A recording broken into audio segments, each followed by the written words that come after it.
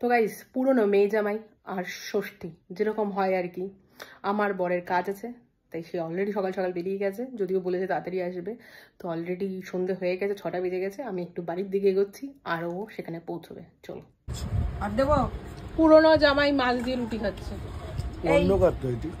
তোকে ডিম দেবো? না, মাছের ডিম খাই না। মাছের ডিম আর মাছ সেখানে মেনুতে। আর এটা একটু মাটনটা,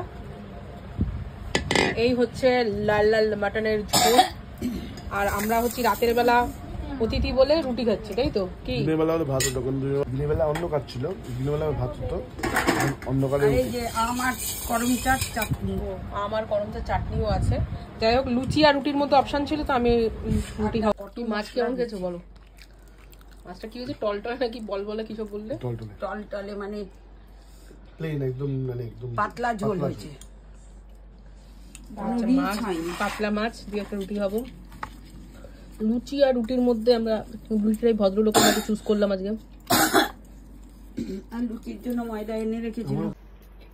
এই হচ্ছে মাছের কাটা। আর আজকে আমাকে মাছ খেয়ে মাছের কাটা দিয়ে দিয়েছে। এটার মধ্যে মা বলছে কি আছে, এটার মধ্যে অনেক কিছু আছে, ভেতরে অনেক কিছু আছে।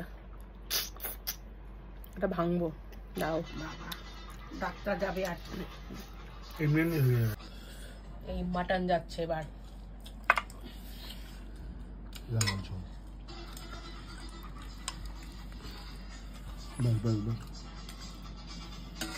একটা